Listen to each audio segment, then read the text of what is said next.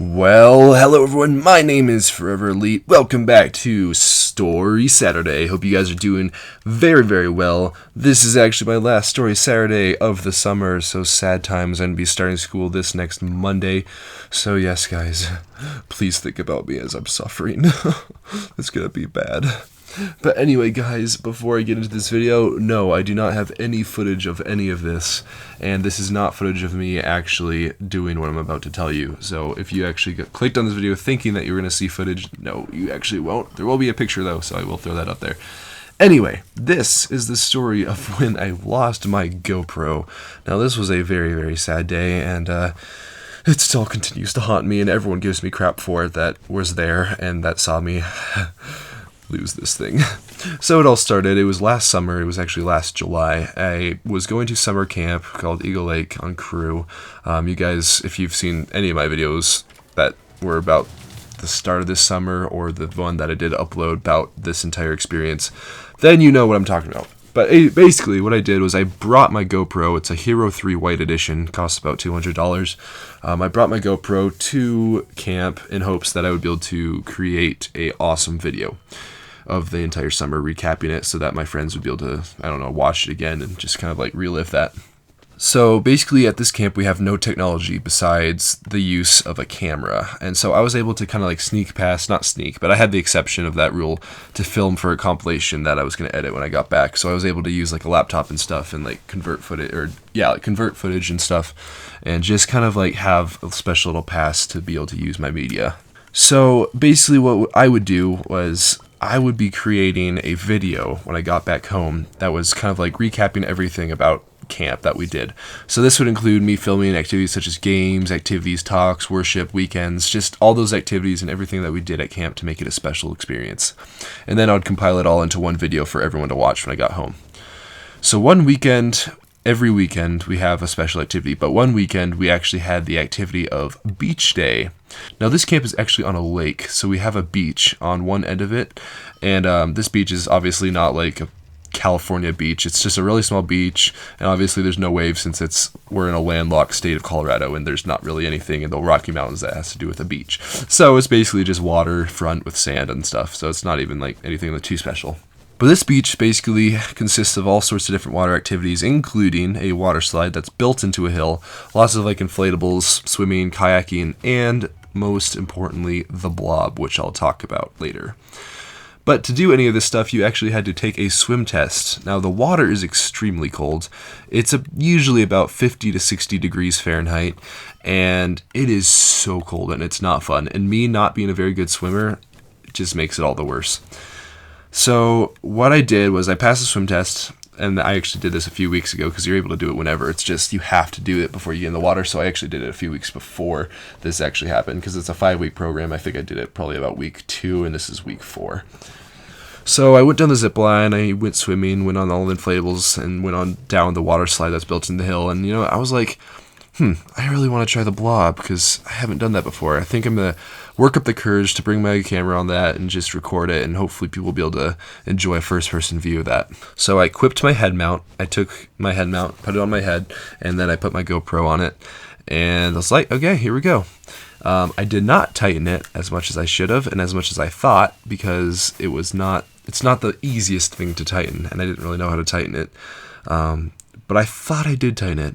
But anyway, so I climbed on top of this huge tower. It's about like a 10-15 foot tower, and then you jump onto a huge inflatable thing called the blob below. Now, what you do at the end is you crawl to the end of this blob, and then basically one or two bigger people will jump at the other end, sending a huge gust of air from their body weight, and will basically send you flying. And it's a pretty scary thing because that's a huge jolt of energy.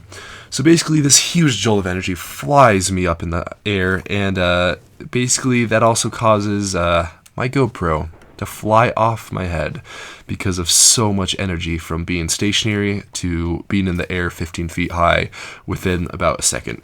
So major G-force, and I just get completely destroyed. It flies up, and mid-air it actually falls off my head. Now here is a picture of what happened.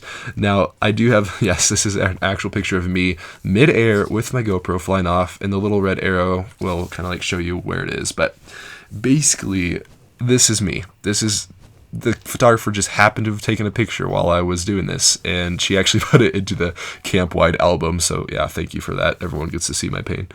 So anyway, I land in the water and I'm like panicking so much. Like mid-air, I just see this thing fall off my head. I'm like, you know, no, just, yeah, that's fine. I'm dead. It doesn't matter. Everything's over. Yep. Good job. I land in the water, I panic, and I spend about an hour trying to search for it in this super cold water. And spoiler, I don't find it. So beach day ends and I'm super discouraged, and everyone is like trying to comfort me, and everyone's like really sad for me, and I'm just kind of like extremely down. But I wasn't as sad as I thought I would be, which is kind of weird. So later that night, I actually got a scavenge team together. Now this was kind of like a little dive team. We were going to go and try to like scavenge it and get the GoPro back off the bottom of the lake. And the lake is really like full of mud and like seaweed and stuff, and it's really gross. So we all got into wetsuits at about 8 o'clock at night. So it's freezing water. It's probably low 50s, high 40s, I would say, in the degrees Fahrenheit. And we all just rush out into the rake and we just start to dive for it. We spend about 30 minutes. We're like raking the bottom of the lake, and we don't get it. So we all get out shivering and freezing, about 12 of us in total. And we walk back up to our little hub where everyone else is kind of just chilling for us. And basically we walk up with no GoPro. And so once again, it's just like another discouraging day, and I'm like, dang it, I just lost a $200 GoPro. But not just that, but all the footage that I had of beach day, because one of my counselors actually let me use her Mac to put all of my footage on. So I still had a lot of footage. I just didn't have the footage from that day, which was really sad. So another happy thing was one of my counselors let me use his GoPro for the rest of the 5 weeks so I can make my video. And actually, if you do watch that video, which I'll throw up right here, you'll be able to see the differences in my video. So it was actually a really nice GoPro. It was better than mine. It was about $100 more expensive than mine too. So it was a pretty big deal, and I was able to get some really good stuff with that. And basically the session ends, the 5 weeks ends, and I give back his GoPro, which I did not lose. I go home and I'm like saving up all my money, and I actually am able to buy another one. I buy the exact same one, but just have different settings on it so that I know what to do. Because I was actually using his settings that he already had on his GoPro, and it made it look a lot better. So I started using those for mine.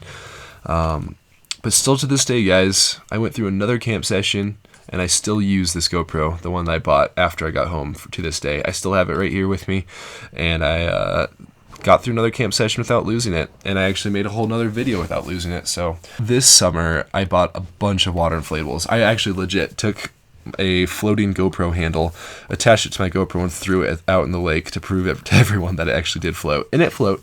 It did. So I was like, good. But guys, basically the moral of this story is if you're ever going to do anything even remotely close to water related, just go buy water floaties, or just buy some flotation device for your GoPro. I mean, like, it is so necessary that you actually do get stuff that makes your GoPro float.